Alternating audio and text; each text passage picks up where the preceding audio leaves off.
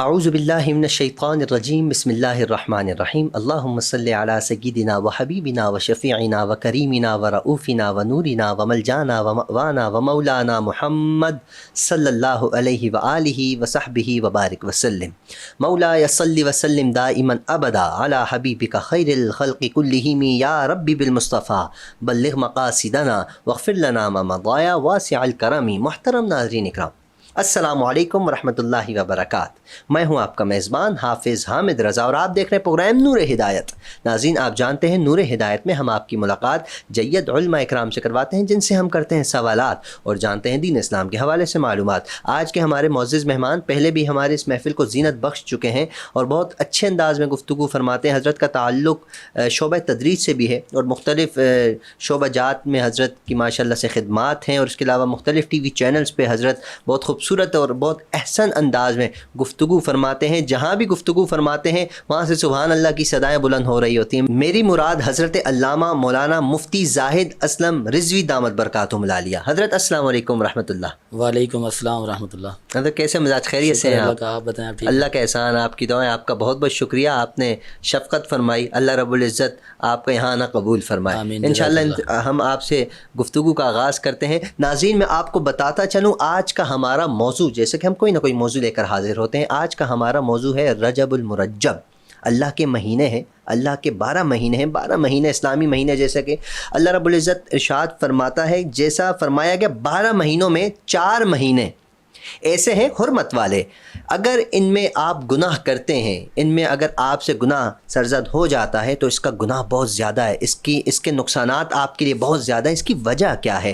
عام مہینوں میں بھی اگر آپ گناہ کرتے ہیں، اللہ رب العزت کی بارگاہ میں توبہ کرتے ہیں، قبول ہو جاتی ہے، تو اس مہینے میں اگر کوئی گناہ کرتا ہے اس کی توبہ قبول ہوتی ہے یا نہیں، اس پہ بھی ہم گفتگو کریں گے، اور اس میں فرق کیا ہے باقی مہینوں میں اور ان 4 مہینوں میں فرق کیا ہے، اسپیشلی رجب المرجب کے حوالے سے کیا فضیلتیں ارشاد فرمائی گئی ہیں، اور سرکار دو عالم صلی اللہ علیہ وآلہ وسلم اور سرکار کے عشاق صحابہ اکرام رجب میں کیا فرمایا کرتے تھے، کیا ارشادات ہیں ہمارے لیے، ان سب پر گفتگو کرنے کی کوشش کریں گے۔ ہم اپنے پروگرام کو آگے بڑھاتے ہیں۔ حضرت ارشاد فرمائیے گا رجب المرجب، تعارف پیش فرمائیے گا۔ بسم اللہ الرحمن الرحیم، نحمدہ ونصلی علی رسولہ الکریم، ان عدۃ الشہور عند اللہ 12 شہرا فی کتاب اللہ یوم خلق السماوات والارض منها 4 حرم، صدق اللہ العظیم۔ سبحان اللہ۔ اولاً تو آپ کا بہت شکریہ، آپ کا شکریہ، اسلام کا پیغام پہنچانے کا آپ نے موقع دیا۔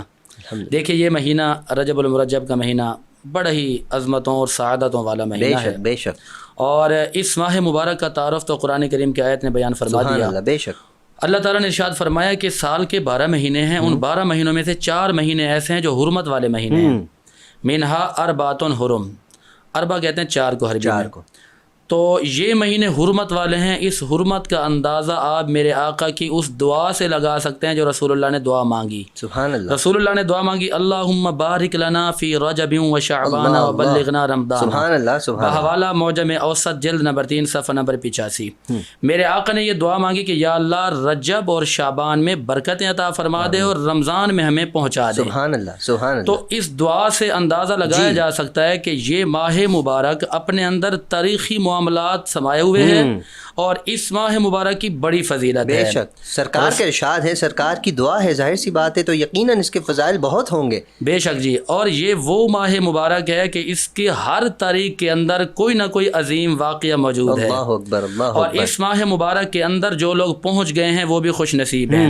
حضرت عبداللہ ابن عمر رضی اللہ تعالیٰ عنہ سے کسی نے رسول اللہ کے روزوں کے بارے میں پوچھا کہ آپ رجب کا اہتمام کس انداز میں فرماتے تھے، تو آپ نے جو جواب دیا نا، یہ حدیث پاک کنز العمال جلد نمبر 2 صفحہ نمبر 301 پہ موجود ہے۔ آپ فرماتے ہیں کہ امام الانبیاء نبی پاک علیہ الصلوۃ والسلام اس ماہ مبارک کے اندر باقاعدہ روزوں کا اہتمام فرماتے تھے۔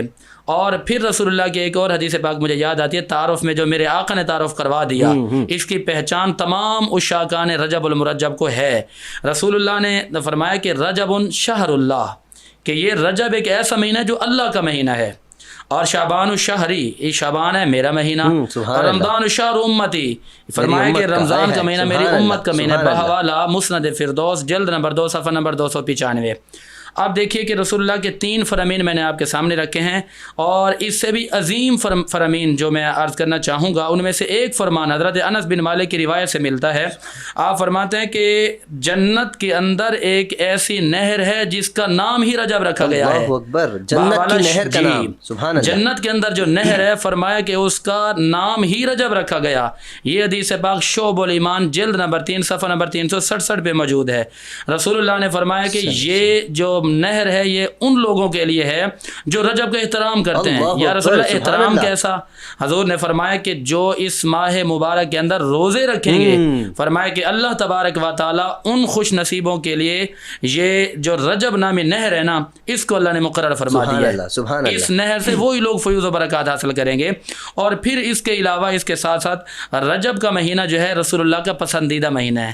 رجب کا مہینہ پیغام لے کر آتا ہے کہ لوگوں رمضان کے لیے کمر بستہ ہو جاؤ، ٹھیک ہے نا، رمضان کے لیے کمر بستہ ہو جاؤ، اور رمضان کے مہینے میں جو روزے رکھنے ہیں ان کے لیے تم پریکٹس کرو، یعنی رجب کے کچھ روزے رکھو، پھر شعبان کے روزے رکھو، تاکہ جب رمضان میں آؤ نا تو رمضان کے روزے رکھنے میں کسی قسم کی تمہیں پریشانی نہ ہو، دشواری کا سامنا نہ ہو، آسانی ہو۔ سبحان اللہ۔ اچھا حضرت، یہ تو آپ نے بہت خوبصورت ارشاد فرمایا، رجب جنت کی ایک نہر کا نام بھی ہے، جو رجب میں عبادات کریں گے اللہ رب العزت نے وہ نہر ان کے نام کر دی، اب وہ جتنا اس میں پانی پئیں، جتنا انجوائے کرنا چاہیں، سبحان اللہ۔ اچھا حضرت، ارشاد فرمائیے گا، اس مہینے میں روزے رکھنے کی فضیلت جیسے کہ آپ نے ارشاد فرمائی بہت فضیلت ہے، اس کی کیا وجہ ہے؟ اس مہینے میں روزے رکھنے کی کیوں فضیلت ارشاد فرمائی گئی ہے؟ دیکھیے کہ ایک تو وجہ یہ ہے کہ منہا اربعۃ حرم، کہ ان 12 مہینوں میں 4 مہینے ایسے جو حرمت والے ہیں۔ یاد رکھیے گا کہ نیکی جب بھی کی جائے نیکی ہے، اچھا کام جب بھی کیا جائے وہ اچھا کام ہی ہے، توبہ جب بھی کی جائے قبول ہوتی ہے۔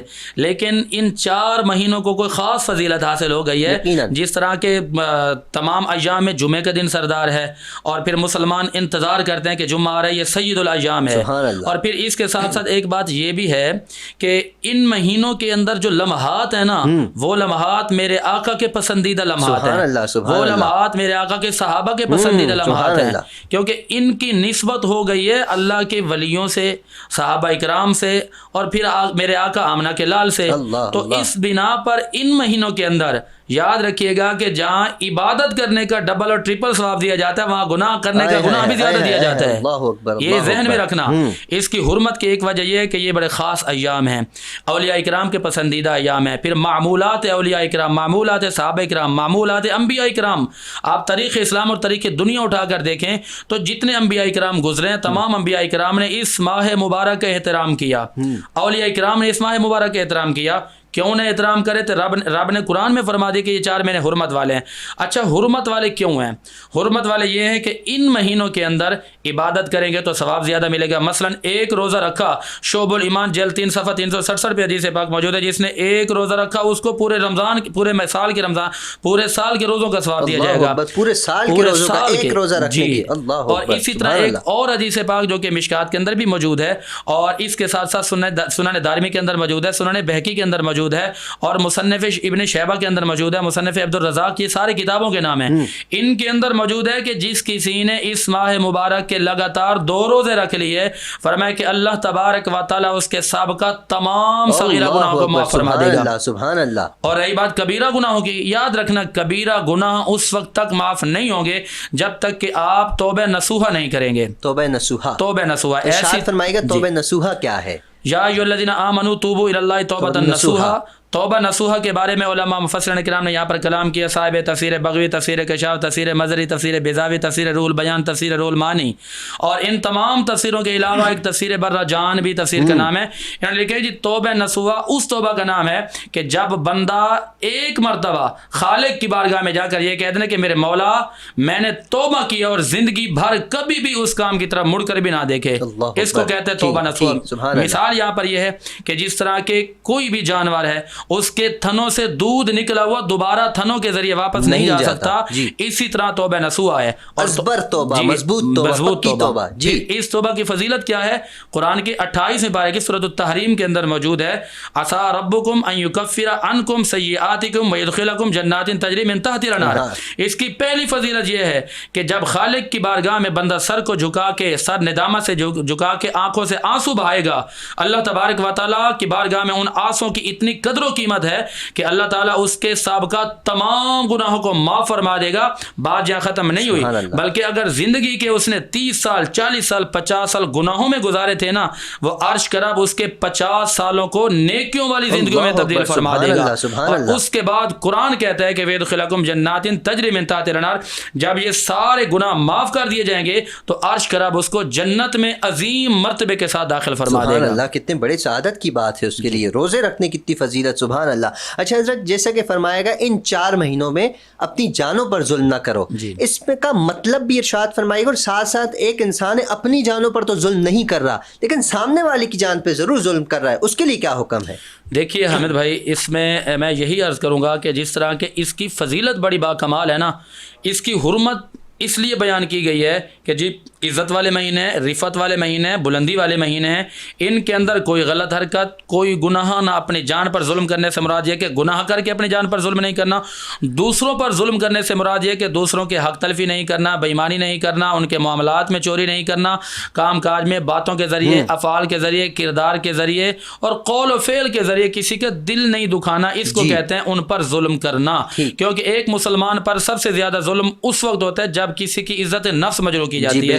وہ آپ قول کے ذریعے یا فعل کے ذریعے یا ان کی پردہ فاشی کے ذریعے یا کردار کشی کے ذریعے یا باتوں کے ذریعے, جب آپ نے اس پر ظلم کیا نا, جہاں آپ کو ان مہینوں کے اندر نیکی کا ثواب زیادہ دیا جا رہا ہے, وہیں پر اگر آپ نے کسی کی دل آزاری کی ہے تو وہاں پر گناہ بھی ڈبل دیا جائے گا. کیونکہ ایک تو یہ کہ جن مہینوں کو اللہ نے عزت دی ہے اور تو ان مہینوں کو عزت کا گھٹانا چاہتا ہے, جن مہینوں کو اللہ نے حرمت بخشی ہے اور تو ان میں کمی لانا چاہتا ہے, تو ایک تو یہ کہ اس نے ان مہینوں کی عزت نہیں کی, اور دوسری غلطی اس کی یہ ہے کہ رب نے جو فرمایا تھا اس نے اس کا بھی خلاف کیا, مصطفیٰ نے جو کیا تھا اس نے اس کا بھی خلاف کیا, صحابہ اکرام کے معمولات سے جو ملتا تھا اس نے ان کا بھی خلاف کیا. تو اسی وجہ سے اس بندے کو گناہ بھی ڈبل دیا جائے گا جس طرح ثواب ڈبل دیا جاتا ہے. اور ویسے بھی یہ مہینے تو بڑے باکمال ہیں. اس مہینے کی پہلی رجب سے لے کر آپ خواجہ کی چھٹی لے لیں, آپ 22 رجب لے لیں, آپ 13 رجب لے لیں, آپ اس کے بعد 27 رجب لیں, تیری معراج کے تو لوح قلم تک پہنچا, میری معراج یہ کہ میں تیرے نقش قدم تک پہنچا. ٹھیک ہے نا, یہ پھر ایک لمبا ایک ٹاپک ہے, سہانی رات تھی. جی سبحان اللہ, کیا بات ہے. تو پھر جس مہینے کو اتنی فضیلتیں حاصل ہوں, خواجہ صاحب کی چھٹی ہو, پھر خواجہ صاحب کے ماننے والے اس میں اپنی محبتوں کا اظہار کرتے ہوں, ان کی تعلیمات پر عمل کرتے ہوں, تو پھر اس مہینے کی حرمت میں کوئی کمی نہیں کر سکتا. اور یہیں پر جو ہے نا, جہاں تعلیمات کی بات ہے, اگر تعلیمات تک محدود رہیں تو مزہ آ جائے گا. جیسے حضرت آپ نے فرمایا ان مہینوں کو بہت سی نسبتوں کا حاصل ہے, نسبتوں سے منسوب ہے یہ مہینہ. تو اسی مہینے میں ہم بہت سی جگہ دیکھتے ہیں کنڈے کا سلسلہ ہوتا ہے. ارشاد فرمائے بہت سے لوگوں کو اس کا نہیں پتہ. اس پہ مختصر سے وقت میں ارشاد فرمائے گا, کنڈے کی اصلیت کیا ہے, حقیقت کیا ہے؟ دیکھیے حامد بھائی, اس کی اصل حقیقت جو تھوڑی سی میں عرض کرنا چاہوں گا, اصل جو ہے وہ ایصال ثواب ہوتا ہے. ٹھیک ہے, ایصال ثواب کرنا, جس کے بارے میں قرآن میں آتا ہے کہ ھذا کتاب انزلناہ مبارک.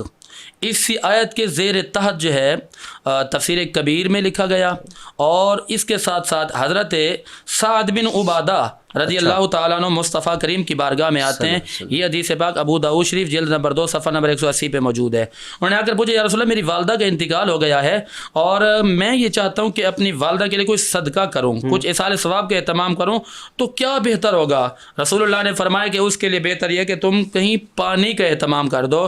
تو انہوں نے عرض کیا, یا رسول اللہ پھر میں کنواں نہ کھدوا دوں؟ حضور نے فرمایا ٹھیک ہے. تو انہوں نے ایک کنواں کھدوایا کہ جس میں سے پیاسے مسافر پانی پئیں.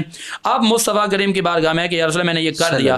حضور نے فرمایا کہ ھذا صادق و امک, فرمایا کہ یہ کنواں ایسا تمہاری طرف سے بھی ہے, تمہاری والدہ محترمہ کی طرف سے بھی ہے, یعنی اس کا ثواب تمہیں بھی دیا جائے گا اور تمہاری والدہ کی قبر پر بھی رحمتوں کی صورت میں ثواب دیا جائے گا.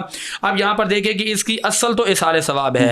قرآن کے 28ویں پارے میں بھی آگے والذین جاءوا من بعدهم یقولون ربنا, اور حضرت انس بن مالک رضی اللہ تعالیٰ عنہ کی ایک حدیث مجھے یاد آ رہی ہے کہ کانا انس رضی اللہ تعالیٰ عنہ اذا ختم القرآن فجمع له فدعا، کہ آپ کی یہ عادت مبارکہ تھی کہ جب آپ ختم قرآن فرماتے تھے نا تو اپنے گھر والوں کو جمع کرتے تھے، پھر آپ دعا فرماتے تھے۔ اچھا یہ بات جو ہے بڑے حوالوں کے ساتھ میرے پاس ہے، تو کہنے کا مقصد یہ ہے کہ وہ جب دعا کرتے تھے اور پھر اپنے جو جانے والے لوگ تھے ان کے لیے احسال ثواب کرتے تھے۔ پتہ چلا کہ احسال ثواب ثابت ہے جی۔ اور پھر یہ جو کنڈے آپ نے پوچھے نا جی، یہ کنڈوں کی جو اصل حقیقت ہے وہ ہے احسال ثواب۔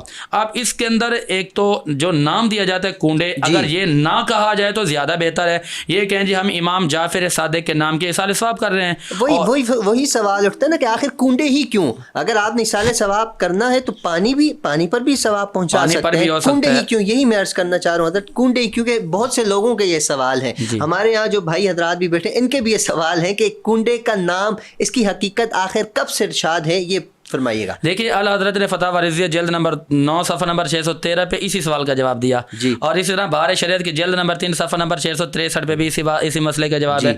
وہ یہ ہے کہ دیکھیں کہ مین پوائنٹ ہے احسال ثواب۔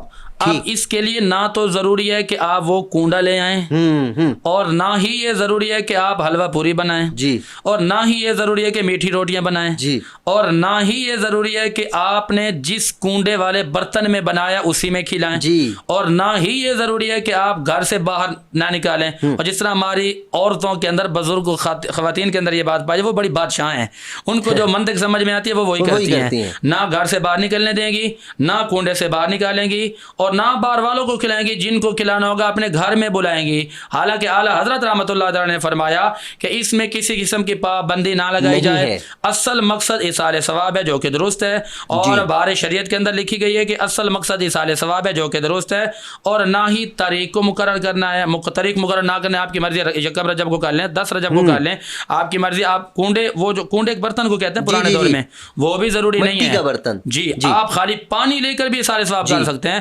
اور اسی طرح تبارک کی روٹی، تبارک بھی ایک احسال ثواب ہے، بالکل۔ اس میں بھی تبارک کا مطلب ہے سورہ ملک پڑھی جاتی ہے، نہ اس میں تعداد مقرر کرنا ضروری ہے، نہ اس میں سورہ ملک کا پڑھنا ضروری ہے، اور نہ ہی اس کے اندر 40 مرتبہ پڑھنا ضروری ہے۔ آپ ایک مرتبہ پڑھ لیں، آپ سورہ اخلاص پڑھ لیں 11 مرتبہ، آپ خالی سورہ یاسین شریف پڑھ لیں۔ لیکن اعلیٰ حضرت رحمۃ اللہ تعالی علیہ نے ملفوظات اعلیٰ حضرت صفحہ نمبر 138 سے ایک بات بڑی عظیم لکھی ہے۔